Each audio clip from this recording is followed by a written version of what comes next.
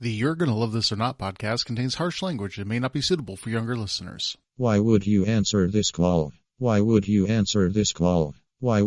Hello? Hey man, what's up? Oh, fuck. Oh, dude, did you switch phones again?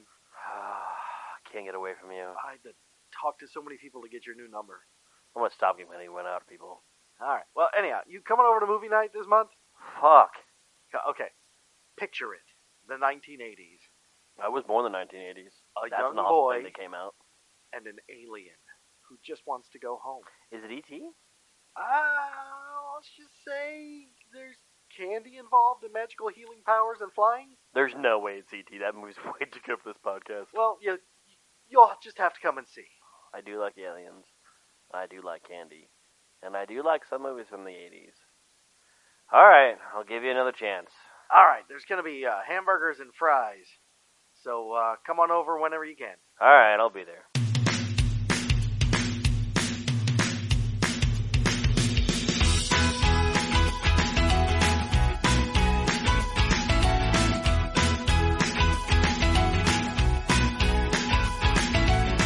In this month's episode of You're Gonna Love This or Not, Matt talks Josh back into the basement to watch the film Mac and Me. Yes, the film that features a young alien befriended a boy in a wheelchair, featuring the clip used every time Paul Rudd visits Conan O'Brien. Will Josh enjoy the Ronald McDonald cameo, or will he hope Matt chokes on a Big Mac? Let's listen to the trailer and then find out. They were an average alien family living on their own planet. And we were an average family living on ours. He took my Coke, Mom. Come on, you guys. I don't have it. I didn't take it. I knew it. Accidents happen, and like us, they found themselves in a strange new neighborhood. I like it. Me too. Shh. We're communing with the Earth spirits. Welcome to California, bud. Alert, alert. We have a malfunction. We have a malfunction. Their lives were in danger. Back off, Larry. Get away from it. Down here. We've got a problem here. They had to escape. When the smoke cleared, their family was separated. Somehow, one of the aliens was hiding in our house.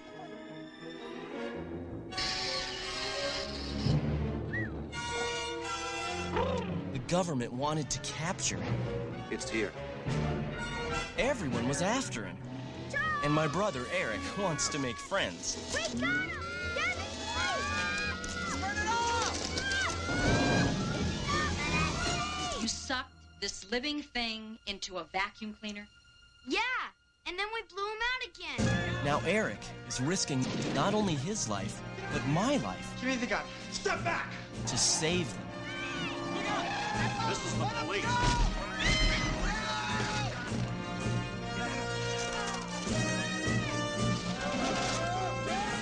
There he is! I told you they don't understand. It's about more than friendship. It's about adventure.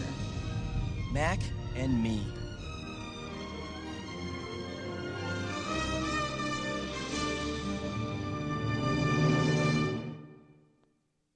Matt, you son of a bitch. Oh, come on, man. You found a movie I really like. Seriously? I really like this movie. It was an hour and 40-minute advertisement. It was so amazing. Oh, you seriously enjoyed I really enjoyed this movie. Oh, man. It's super cheesy in 80s. The costumes are bad. The scenes are bad. It's product placement everywhere, but it's so quintessential 80s. Like, it is the most 80s movie I can think of. And I enjoyed the fuck out of it. I don't care. Wow. I really liked it. It was wholesome and funny, and I mean it's a ripoff of E.T. for sure. But it's just it was fun. Cheesy 80s music doesn't really go with anything. You got a poor man's Gary Busey in here who plays a federal agent. You've got a cameo from Jennifer Aniston before she was big, somewhere in the movie. Yeah, we couldn't catch it. Ronald McDonald's in this movie. It's just, the sheriff from Tammy the T-Rex is in this movie as a judge. He got a promotion. One of the other deputies from... he's now been judge and executioner. Yeah, one of the deputies from Tammy and the T-Rex. This is a security guard in the store, yeah, too. honestly, if this movie was just cheesy 80s garbage, and I loved it. Yeah, I don't care. I mean, it's the kind of movie that Stuart Raffle is famous to me for. Yeah, and the guy who did the music in this movie apparently has done music in a lot of really famous movies. Alan Silvestri, he's the guy. And also, I found out that JJ, whatever his name is, the sheriff, was the mover in Beetlejuice. Wow. Yeah. Wow. I looked some stuff up. I actually enjoyed this movie. So, well, you'd be in the minority. I probably am. Apparently, according to you, it has a perfect score on Rotten Tomatoes. Yeah, Rotten Tomatoes, 0% critic score. So that's fine. 38% audience. Well, again, I am in the 38% minority. I just don't trust audience scores on Rotten Tomatoes because the people that rate it highly are the people that are going to watch it anyway. Yeah, I would probably rate this movie pretty highly. It's stupid and funny, and it is what it is. And I mean, apparently, Coke will save your life. Yeah. The beverage, not the white powder. Yeah, this movie is the poster child for product placement. Yeah, but I mean, it's the 80s. Everybody was competing everything. I mean, it's just to me, it is what it is. I mean, it's exactly what I expected it to be when you told me it's an 80s alien movie from. I mean, this is way better than Tammy and the T-Rex. Instead of Reese's Pieces, they used plastic bendy straws to lure an alien into a trap. Yeah, but he put little flowers on them and make them like windmills. Oh, that's right. So that they knew where to take him to find his family. Yeah. Who was passed out in a Knots Canyon, which is a real canyon, not a Knots Canyon. Oh, my God. All right, well, while we were watching, I just wrote down all the things that seemed egregiously placed in the movie. It's the 80s. For advertising purposes. What do you expect? Nothing's ever had product placement like this movie, though. I mean, this movie, okay, I wrote down Coke, Skittles, Dos Equis, Energizer, Sears, Thorncroft by Lux, Wix Furniture, McDonald's, Golden State Foods Corp., Sumitomo Bank, Carnation Ice Cream, Sprite, and the McKids clothing line. And you said most of the vehicles in here were GM. There were a lot of GM products in this movie. Yeah, so, I mean, this movie more than made its budget back just by product placement. Oh, yeah, absolutely. Yeah. But, I mean, I don't know. I guess for me, the era of 80s was such a huge advertisement era because TV was starting to get a lot bigger, and they were starting to monetize it more, and movies were starting to get a lot bigger, and they started to monetize it more. It's not like in the old days when movies are made for funsies. I mean, this was where profit margins really started to come in, and so product placement made a lot of sense. I mean, it's very indicative of the era. I mean, it makes sense to me. I was young during this era, but I remember Coke ads being everywhere. Everywhere. There was never a movie that was basically a big budget movie advertisement. Whatever. I mean, it's not going to be much of a big surprise. I mean, Signs is a huge movie budget advertising for water. God. And I think Mike, our producer, has something to say about a Hollywood movie. Once Upon a Time being a big budget advertising for a movie. Okay, sorry, I'm realizing you haven't heard this story. The story behind this movie is that. Oh, you mean the story I was about to tell at the top of my notes here? Okay. Well, Mike came in to remind Matt of something fun, trivia he's going to tell us about the movie. I know. It's going to be boring. I was going to say, I started earlier, I said it's going to be no surprise before I was cut off again. It's going to be no surprise. This movie was financed by Golden State Foods, who's one of the featured brands in the movie. They were the prime beef supplier for McDonald's back in the 80s. And McDonald's big flagship product was their first major corporate partnership was with company. Yeah, Coca-Cola. Coca-Cola. Yeah, but no, Stuart Raffle, our favorite director, got contacted by the producer of the movie, R.J. Lewis, who you would know from, I believe he did all the Karate Kid movies, even the ones people have forgotten about. Talk about cheesy 80s movies that I love. Yeah, and the whole crew was hired before him, but there was no script. So they basically told Stuart Raffle, you've got a couple of weeks to do a script, and this is what he came up with. He only had a couple of weeks to write this? Yeah. And he came up with this masterpiece? Look, when you need a movie quick and you got nothing, this is your guy. Yeah. The first one he did was terrible. This one, much better. Like, this movie is a million times better than the other one. Oh, you like this better than Tammy and the T-Rex? Oh, my God. And this came 10 years before Tammy and the T-Rex. I would watch this movie again. I have to say... willingly. It was better than I remembered, but it's still ass. Like, it's awful. Your face is awful. I will say, there's one really good thing about this movie that I noticed, and that's that the main protagonist kid is in a wheelchair. Yeah. And they never once, really talk about it. He's just happens to be in a wheelchair, and that's it. Yeah. Yeah, that's great. That's yeah, way ahead of its I time. it was pretty socially aware. I wrote down a few things. Just plot-wise, we should probably discuss. First up, aliens have weird butts. They don't really have butts. Yeah, they've got like weird butt grooves. It's kind of like when a plumber comes over to your house and all you see is the top of his butt crack. Yeah, like that's what it is. They have butt cracks that go nowhere. Yeah, and Ken doll fronts. Yeah, Ken doll fronts. Except probably in the era of HD, we probably notice it more. But the males have a weird seam that was described by one of us as a mangina. Yeah, Brennan has a mangina. Yeah, it's strange. That's a Step Brothers quote. I wrote down snorks in big letters. Yeah, because they watched snorks on multiple occasions. Didn't McDonald's have a snorks toy line at some point in the 80s? They may have, but I find it super ironic that the snorks are like the biggest cartoon ripoff of all time, outside of maybe GoBots. Yeah. But, and they're in a movie that's the biggest kids movie ripoff of all time, because they spoof every major plot point of E.T. Maybe that was the point. Yeah, maybe. The most ridiculous thing about this movie, for the record, is that this kid's mom, the kid who's in a wheelchair, decided to buy a house that was on a hill that went into a lake because with a giant cliff in between. No real fencing to stop the child from rolling into the lake, and it's something. Yeah, probably. It's a body of water that's at the edge of this property after a long, steep drop off. That is surprisingly smooth. Not wise. Not wise at all. No. And somehow the kid fell from the cliff into the water and maintained himself inside his wheelchair. And I don't remember seeing a seatbelt in that wheelchair. I don't know how he stayed in the chair. That's amazing to me. But anyhow, let's see. Especially when he's flailing around. It's not like he had a hold of the wheelchair. He's flailing around. And how he stayed afloat for so long without any legs kind of makes it kind of weird, too. Yeah, well, he has legs. They just don't work. Well, he has arms. You can tread water for a bit without legs. He stayed up for quite some time. He did. He did a really good job staying alive. He was a powerful little cuss. He did a job staying alive until... yeah. Spoiler alert. Yep. The little boy dies.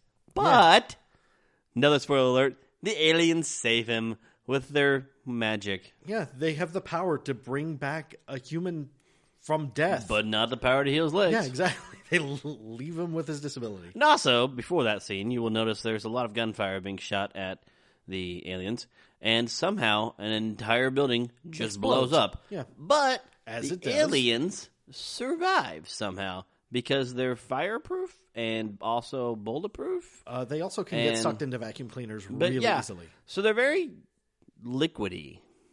Yeah. They're like cats. Cats are mostly liquid. Okay. So they fill the shape of anything they go into. Sure. It's kind of weird. I wrote down S&M moving. Do you think that's an inside joke or S&M? So like Stewart and Miller are moving? Yes, sure. That's exactly what I was going for. Our good friends Stewart, Soda and merchandise. And Miller. Yeah, soda and merchandise. What this movie's all about. Yeah. Yeah, I mean, I didn't really that didn't bother me that much because Coke product placement in movies is everywhere. So, I mean, it's not, at least it's not a Starbucks cup in a medieval time. Mysterious alien creature. They really, really had to come up with an acronym to spell Mac. Do you think they came up with the acronym first or the name Mac? I don't know, but E.T. extraterrestrial. I mean, come on. E.T. the extraterrestrial and Mac, mysterious alien creature. He was rather mysterious. Did they ever actually call him Mac to his face? I don't think so. I don't think so either. I think he only described him as that. He wouldn't have known what it meant because he only spoke whistle. That's true. Oh, he spoke hand signals as well. Sometimes. But what's funny is he couldn't do the hand signal of his people very well, but the first time the human child tried it, perfectly done. Weirdest thing. Nice. And also these guys somehow control electricity, yet there is no electricity on their home planet. Yet they control electricity somehow? Well, their home planet also has coke, apparently, that bubbles up out of the ground that you use some sort of straw-like rock formation to suck it out. And I always wondered where coke came from. Huh? Well, now you know. An alien planet makes sense. Weird alien planet. I mean, it would make sense that we would commercialize an alien planet in order to get people fat. I mean, that makes sense. Oh, dude. We have the weirdest place in a movie ever for an 80s power ballad to kick in. Oh, it was so weird. Like, it just kicks in while Mac is stranded up a tree. Yeah, he's treed like a raccoon, by a bunch of dogs.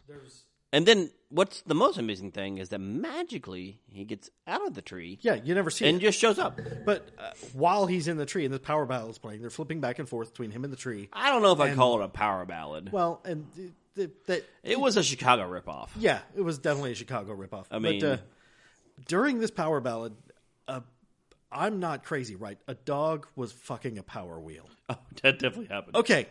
I'm just making sure. A small terrier was definitely humping a power wheel.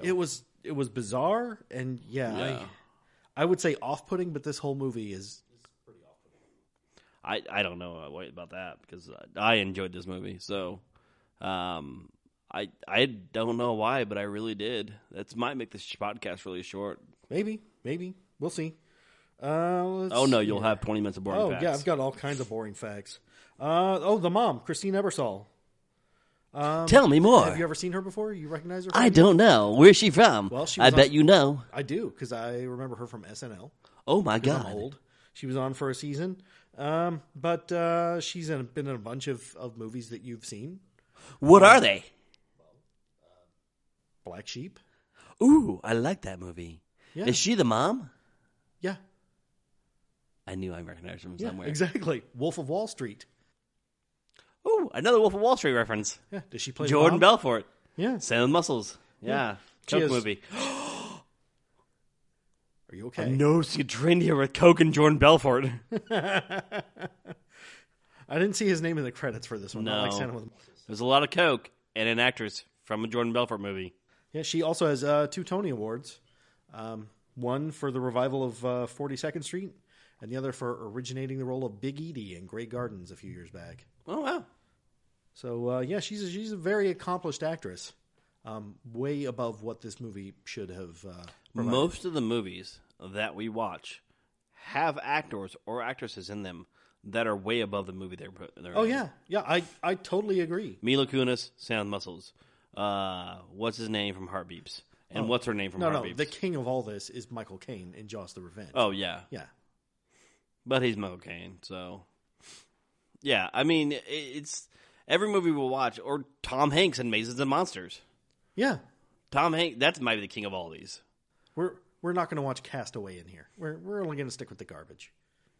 I didn't actually mind Mazes and Monsters. It wasn't terrible. Only because Mike helped me realize the real plot behind it. Totally turned it around for me. I know. Let's see here. I would probably watch that movie again, too. Yeah. Jade Caligari. Kid who played Eric. Kid with spina bifida. Only has 3 credits, which is surprising. He was pretty good. Yeah. Oh, there's George Peppard from Yankee Zephyr? Oh, yeah. We're going back to that, huh? Yeah. Okay. There's no one in Miami Connection, though, that should have been anything else. No. Well, none of them were actual, for real actors, so... It was very apparent. Yeah. The older sister of the neighbor, the young girl, her name was Courtney. She was actually the original Kelly Bundy in Married with Children. Oh, wow. Yeah, in the pilot. You know what I loved about this movie? Really loved about this movie? What? Is there wasn't any forced romantic chemistry. That's true. Like, it seemed like the romantic chemistry was actually pretty real. Like, when the older brother meets the older sister. Like, they just kind of clicked, and it didn't seem all fake and weird. And yeah, there was no, like, big grand gesture or anything. It just... They just kind of hung out, like how it's supposed to be. Like, I don't know. And like, even like the little boy and the little girl, you could tell there's some like at least friendship chemistry there. I mean, all the chemistry in this movie actually seemed very real. Like even between like the mom alien and the dad alien, and like it all seemed like it was. I mean, in their own little alien way. I will say I didn't care much for the character of the mother, not the mom alien, the human mother. She just seemed too oblivious to be functional in real life. Well, she just lost her husband. Had it just happened? I don't know. They all and she's trying.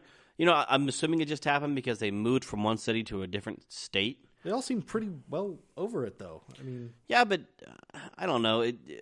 It seems like there was she's trying to raise 2 boys on her own. They were moving across country for her big job at Sears. Correct. Like not in management or anything, just working at Sears. Well, I don't know, because we didn't ever see what she did at Sears. I think we saw her at one point walking around with a name tag on But Mansion wears name tags. Well, I guess. And she asked the one guy how long he'd been in lingerie. So, like working there, I don't wearing it. Know if that was an Eddie Izzard reference or. Oh, this is way before Eddie Izzard. I know. I just like dropping Eddie Izzard's name whenever I can because I love him. But yeah, I mean, I enjoyed this movie for what it was. I expected a lot worse by the way you talked about it. While we're watching it, I was expecting this movie to be so much worse, and I was really going to hate it. Like I said, this movie was better than I remembered, but it's still terrible. Yeah, I mean, it's not terrible. Compared to what the garbage we've watched, this is definitely... This is better than some of the stuff we've watched. Yeah. I'll agree. But this is a rewatch for me. Wow, you like it that much? I would watch it again. Are you feeling okay? I'm feeling great, actually. Oh my gosh. I had a cold last month when we recorded, and it was really bad. Thank you, Liz, for editing out all my coughs. You're the best. Yeah, that'll get edited out. No, it won't. Liz is our editor. We love Liz. I'm so glad she's here to help us. All right. Well, this got nominated for 4 Razzie Awards. Aww. Yeah. Got nominated for Worst Picture and Worst Screenplay. There's no way. It lost those. Who won it? The movie that won the Razzie for Worst Picture? I believe that year it was Cocktail, starring Tom Cruise. That would make sense. Yeah. But that movie is terrible, Stuart but also Raffle amazing. Took home the Golden Raspberry for Worst Director this year. Aww. And I didn't think it was directed poorly. Like, honestly, the way this movie was directed, it was done pretty well. I mean, some of the graphics and the special effects are pretty cheesy and bad, but it's the such 80s. A blatant ripoff and advertisement that so many movies are blatant ripoffs. And he was solely responsible. I mean, this also took home the Golden Raspberry for Worst New Star for Ronald McDonald. Poor Ronnie. I don't think he did enough in this movie to really deserve that. I also like the fact that inside the McDonald's, they moved all the tables and chairs away, and somehow all of the choreographed dance moves. There's a huge choreographed dance party going on. And it's pretty amazing. It's like a little musical throw in there, and I love musicals, so I was okay with that. And, I mean, there's a couple things about this movie that didn't make much sense, but again, it's an 80s shitty movie, so what do you expect? It's going to happen. I mean, it's just the way it is. I mean, how the kid was able to carry the alien around. Yeah, like by one arm slung over his shoulder. No, the older kid's fine, but like how the younger girl was able to carry this alien around, like who's just as big as her. Yeah, and like it looked like she was really struggling too. I don't understand why when Mac was dressed as the horror movie teddy bear, it wasn't that bad. Why they insisted on having a person inside the suit while this little girl is trying to carry it around. Yeah. I mean, he did. I mean, whoever was in the suit did a good job of moving and things like that. Like, the motions didn't seem forced in this either. Like, it was definitely a person inside the suit. Yeah, and to get Mac into the disguise of a stuffed teddy bear, they unstuffed the teddy bear. Which is pretty ingenious. Cut out the eyes and the butthole. It's in case he needs to poop. Yeah, but his ass was hanging out. You wanted to poop in the suit? I wouldn't want to poop in the suit, but would you want to poop inside the Mac suit? Inside a teddy bear suit with no butt? Mac wasn't a suit. It was a real alien. Oh, no. You know what? If they did poop in the suit, it'd be the Poop Suit Riot. I hate you. You love it. Okay, well, just for Even Liz is giggling in the background. Just for that, we're going to play a game. Yay. I thought about maybe skipping it. You know, my New Year's resolution... I love your games so much. They're my favorite thing in the entire fucking world. My New Year's resolution this year was not to shit on Ace Ventura 2, and I hope you're okay with that. But if it comes up, I'm going to have to. It's the best sequel ever made. Nope, I'm holding to it. Well, wait. Name a better sequel. Name a better sequel, Terminator 2. Okay. I'll give you that one. Anyhow, this is a product placement game.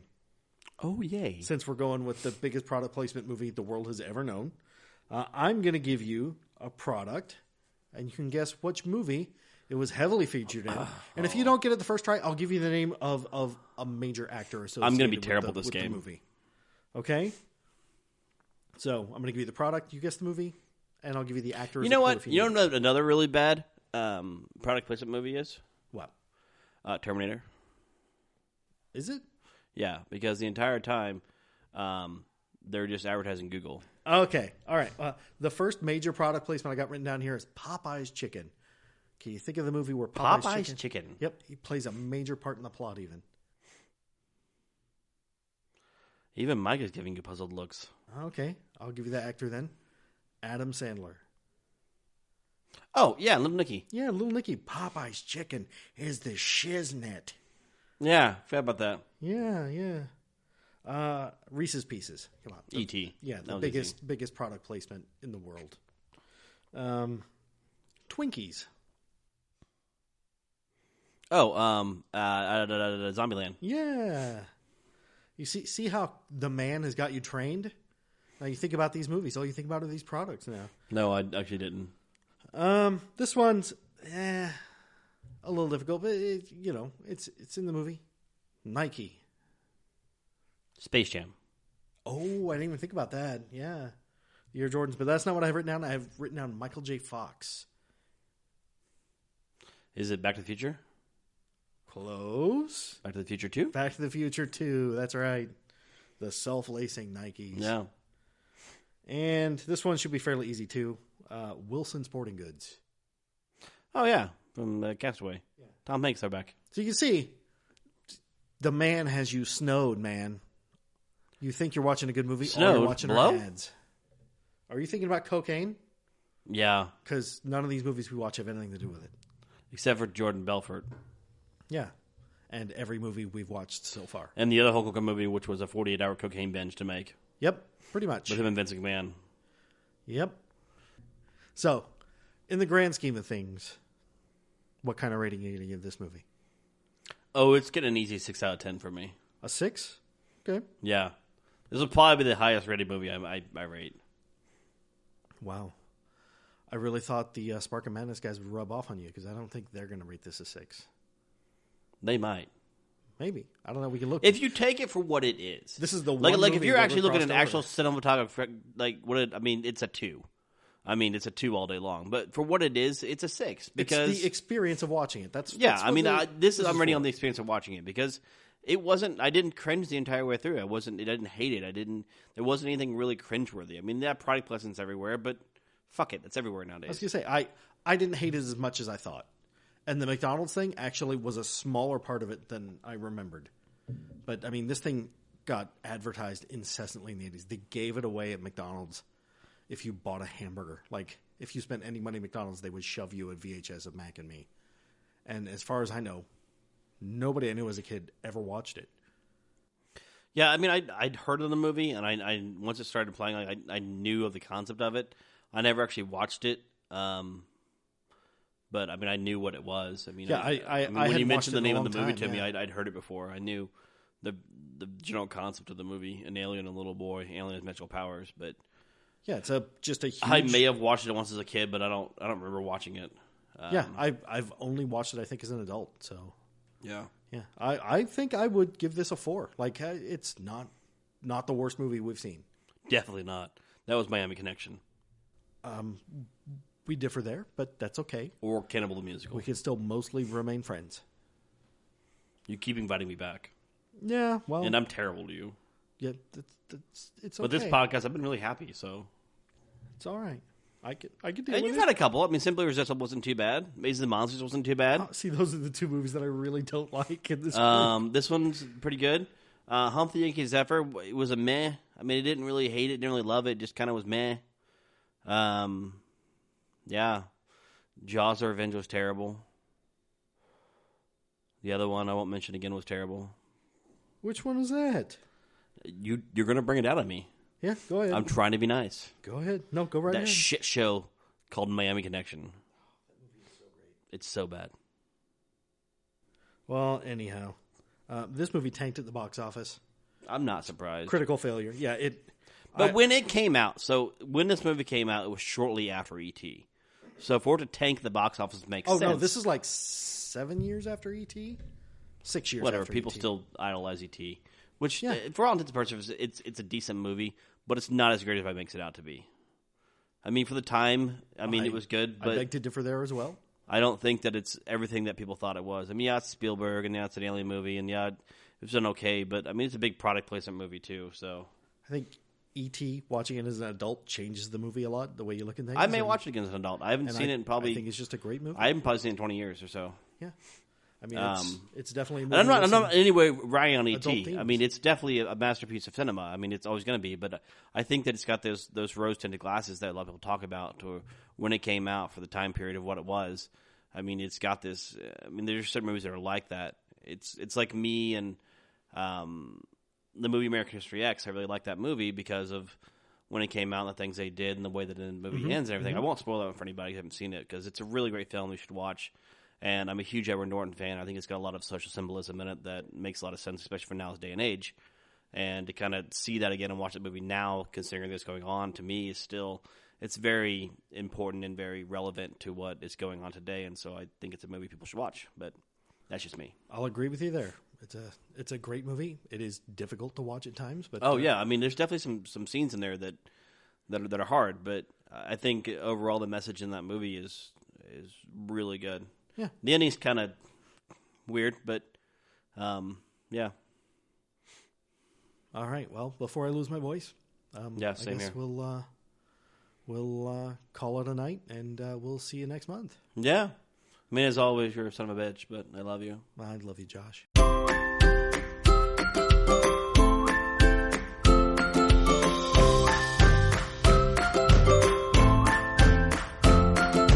This episode of You're Gonna Love This or Not was recorded at the SFP Studios located off beautiful Eagle Creek Reservoir in Indianapolis, Indiana. It features Matt dragging Josh down into the dark depths of his movie collection and is released monthly on the Teen Geeking family of podcasts. It is produced by Mike Wycliffe, edited by Liz Shunn and Tony Troxel, and features music by Scott Holmes, who can be found on the Free Music Archive. Make sure you subscribe on Apple Podcasts, Google Podcasts, Stitcher, or the podcatcher of your choice. And please leave us a rating and review. Thank you for listening, and we'll see you next time.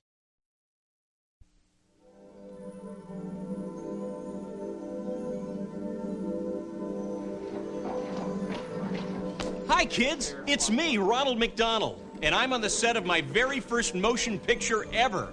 It's a movie called Mac and Me, and it stars my little friend from outer space here. His name is Mac, and I want to introduce you to him. Mac? Anybody seen Mac? Where'd he go? Paging Ronald McDonald. Listen, I've got to go now. You're wanted in makeup. Makeup? Me?